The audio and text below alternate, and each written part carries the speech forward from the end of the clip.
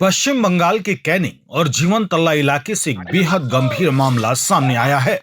पूर्व विधायक शौकत मुल्ला की गिरफ्तारी के बाद कई महिलाओं ने उनके खिलाफ गंभीर आरोप लगाए हैं। कुछ महिलाओं और उनके वकील ने दावा किया कि सालों तक डर के माहौल की वजह से वे शिकायत नहीं कर सकी। इन आरोपों में अपहरण, यौन हिंसा, धमकी और प्रशासन की निष्क्रियता जैसे गंभीर दावे शामिल हैं।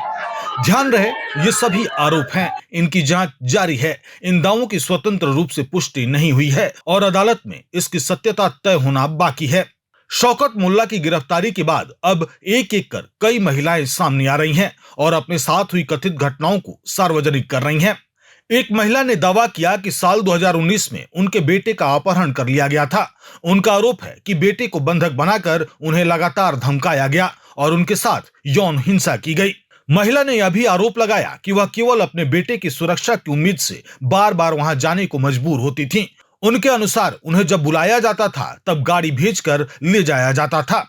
पीड़िता ने यह भी दावा किया कि उन्होंने उस समय प्रशासन से मदद मांगने की कोशिश की थी, लेकिन उन्हें पर्याप्त सुरक्षा नहीं मिली। उन्होंने आरोप लगाया कि शिकायत करने पर उन्हें जान का खतरा बताया गया और आज भी उन्हें तथा उनके परिवार को धमकियां मिल रही हैं।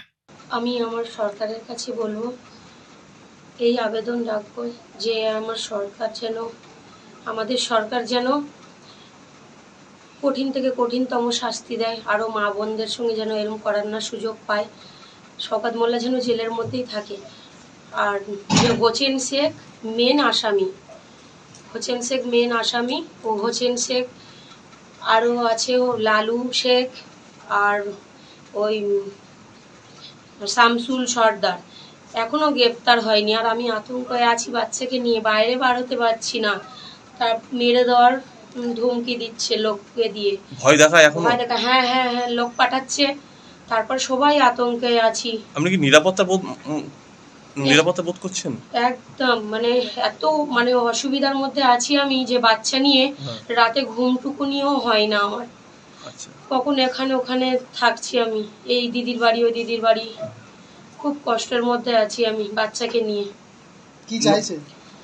আমি চাইছি ওদের কঠিন থেকে কঠিনতম শাস্তি হোক। শওকত মোল্লা যে কাণ্ডগুলো করেছে আমার সাথে, আরো কোনো মহিলার সাথে যেন না করার পরে আর সুযোগ পায়। আমার সরকারের কাছে আমি এই অনুরোধ রাখবো। দেখুন, পাপের ঘোড়া তো পূর্ণ হয়েছে, পাপের ঘোড়া পূর্ণ হলেই তাকে অসুর বধ হতেই হবে।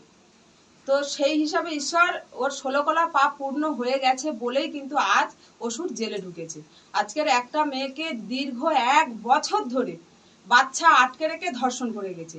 এর কোনো বিচার নেই। পুলিশের কাছে গেছে, প্রত্যেকে দাঁড়ে দাঁড়ে গেছে শুধু বিচার পাওয়ার আশায়। তো আজ সেই সুযোগ এসেছে, সেই বিচারের আশায় মেয়েটি আছে। আমিও চাইবো যাতে করে এই শওকত মোল্লা এবং হোসেন শেখ আর যে নামগুলো আছে তারা এখনো পর্যন্ত ধরা পড়েনি। শওকত মোল্লা ধরা পড়েছেন, ওনার জন্য কঠিনতম শাস্তি হয়, জেলের বাইরে না বেরোতে পারে। আরেকটা বিষয় আমি বলতে চাই, এখনো পর্যন্ত আমাদের জীবনতলা থানার কিছু পুলিশ আছে যা তৃণমূলের একদম চামচাগিরি করছে। এখনো পর্যন্ত তৃণমূলের তাদের যাচ্ছে না, রীতিনীতি কিছুই যাচ্ছে না, যা বাঁচিয়ে চলেছে এই হোসেন শেখকে, এই শওকত মোল্লাকে।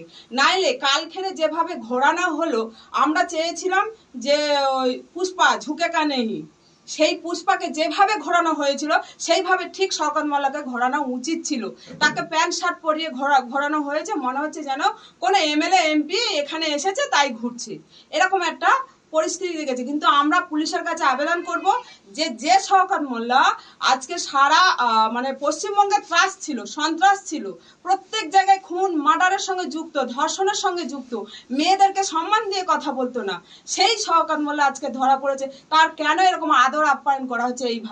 এইভাবে কেন আদর আপ্যায়ন করেছে? তো সারা মানুষ বুঝতে পারছে না, জানতে পারছে না যে ওকে সম্পূর্ণ পুলিশ ওকে শেল্টার দিচ্ছে।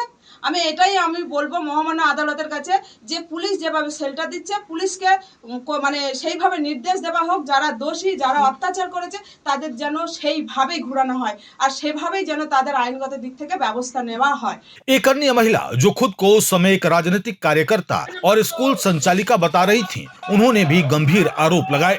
उनका कहना था कि साल 2015 में उनके साथ भी हिंसा और अपमानजनक व्यवहार किया गया। उन्होंने दावा किया कि स्थानीय स्तर पर विरोध करने की वजह से उन्हें निशाना बनाया गया। पीड़िताओं के वकील ने भी कई गंभीर आरोप लगाए हैं। उनका कहना था कि उस समय इलाके में इतना भय का माहौल था कि शौकत मुल्ला या उनके सहयोगियों के खिलाफ खुलकर शिकायत करना लगभग असंभव था। वकील ने आरोप लगाया कि कई महिलाएं डर और दबाव की वजह से सालों तक चुप रहीं और अब गिरफ्तारी के बाद उन्हें सामने आने का साहस मिल रहा है। इस बीच पुलिस ने गिरफ्तार शौकत मुल्ला को जांच के सिलसिले में कैनिंग के जीवन तल्ला इलाके में भी ले जाकर घटना स्थलों का निरीक्षण कराया। वहां बड़ी संख्या में स्थानीय लोग भी मौजूद थे और पूरे घटनाक्रम के दौरान इलाके में भारी पुलिस बल तैनात रहा। फिलहाल पुलिस पूरे मामले की जांच कर रही है और विभिन्न आरोपों की पुष्टि के लिए साक्ष्य जुटाए जा रहे हैं। अदालत में भी इस मामले की सुनवाई जारी है। शौकत मुल्ला के खिलाफ लगाए गए आरोप बेहद गंभीर हैं और यदि ये आरोप सही साबित होते हैं तो यह पश्चिम बंगाल की राजनीति और कानून व्यवस्था से जुड़ा एक बड़ा मामला बन सकता है। दूसरी ओर कानूनी प्रक्रिया के तहत आरोपों की निष्पक्ष जांच और अदालत का अंतिम फैसला अभी आना बाकी है। इसलिए इस पूरे मामले में जांच के निष्कर्ष और न्यायिक प्रक्रिया का इंतजार करना जरूरी होगा।